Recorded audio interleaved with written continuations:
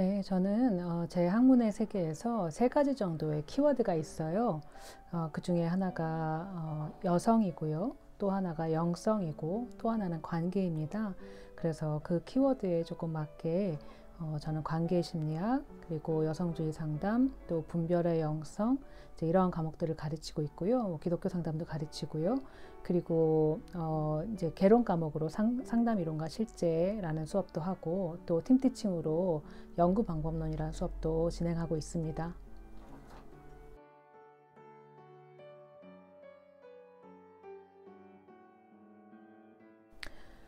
그 질문에 대한 답은 두 가지로 드릴 수가 있어요. 하나는 아니요 이고 또 하나는 네 이기도 한데요.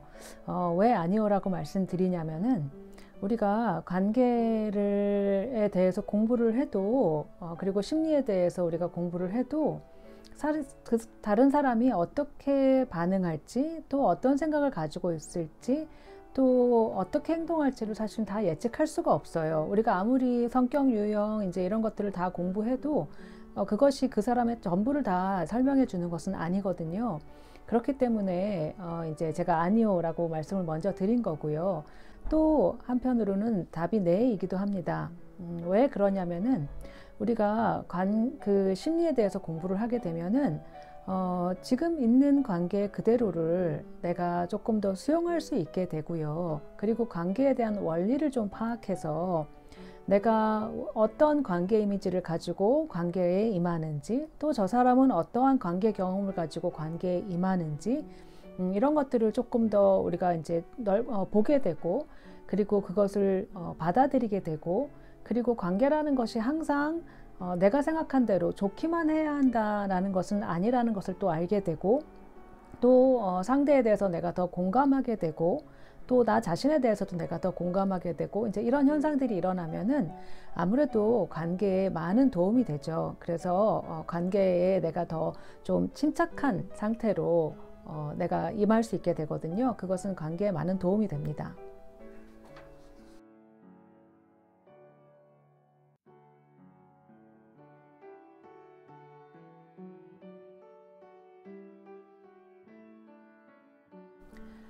네, 제가 아까 이제 제가 분별의 영성이라는 과목을 가르친다고 말씀드렸는데요. 그 분별이라는 것이 이제 뭐 결정 또는 선택, 식별, 이제 이런 용어로 같이 쓰이게 되죠.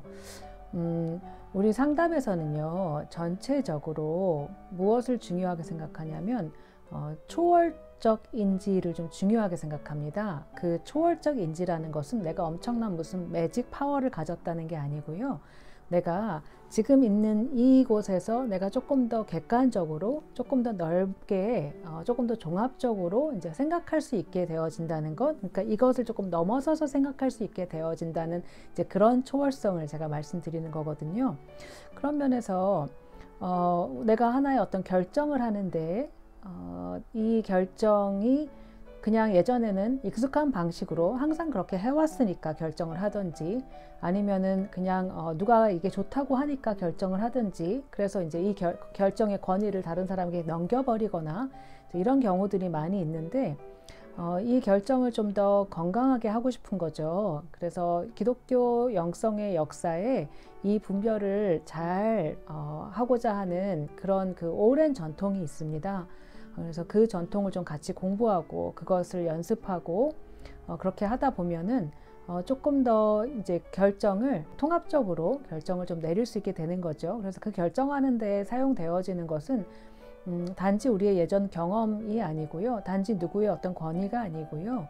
나의 감각, 또 상상력, 뭐 이성, 감정, 이런 모든 것들, 나의 몸의 언어, 이런 모든 것들이 사실은 사용되어져야 하거든요. 그래서 더 좋은 어떤 결정들을 당연히 이제 할 수 있게 되어지고요. 그리고 혹시 그 결정의 결과가 좀 후회스럽더라도 그것을 조금 더 다시 거기서 픽업해서 다시 좀 작업을 할 수 있게 되고, 그것을 조금 더 이제 다룰 수 있게 되는 그런 좀 그 힘이 생기는 거죠.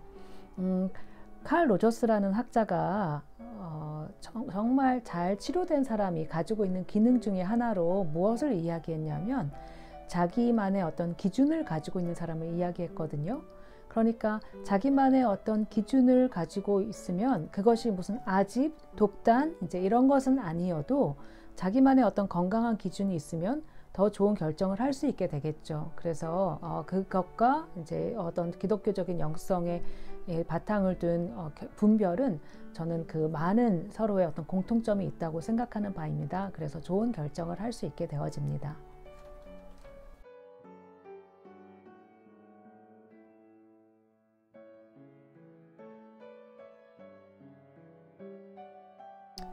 네, 여성주의 상담이 참 많은 오해를 받아요.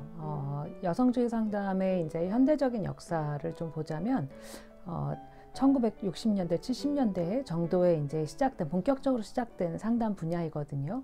근데, 그것이 이제 지금 2000년대에 들어와서는 무슨 얘기를 더 많이 하는 거냐면, 단지 여성이 항상 우월해야 된다, 이제 이런 얘기를 하는 것은 아니고요. 우리는 항상 그 파워 게임의 그 사회에 살고 있거든요. 그래서 어떤 사람은 힘이 많고 어떤 사람은 힘이 적고 상대적인 개념이죠.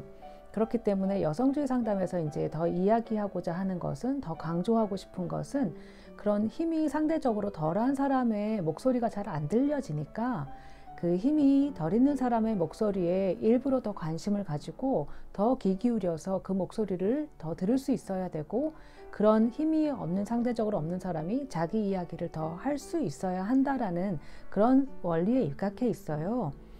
그러다 보니까 사실은 상대적으로 힘이 더 약한 사람은 어떤 때는 남자이기도 하고 어떤 때는 여자이기도 하고 어떤 때는 나이가 어린 사람이기도 하고 어떤 때는 나이가 많은 사람이기도 하잖아요.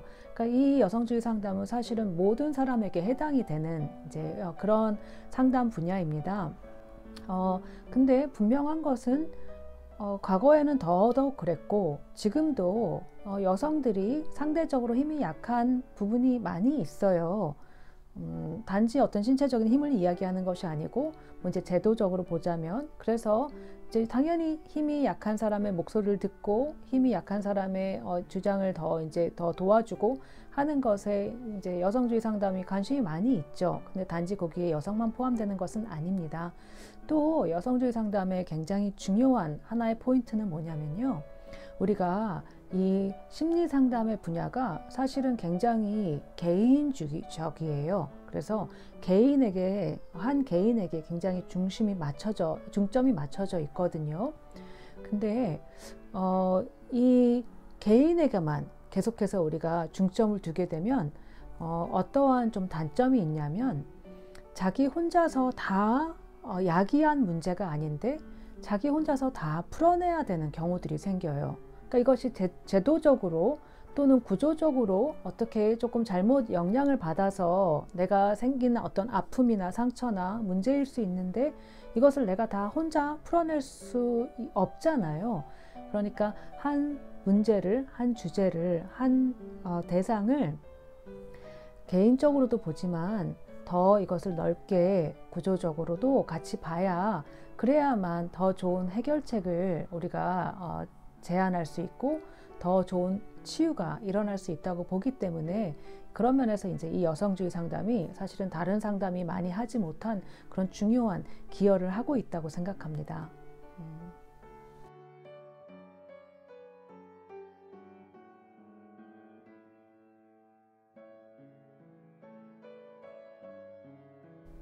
네, 저는 사람에게 따뜻함이 있다고 믿는 사람입니다.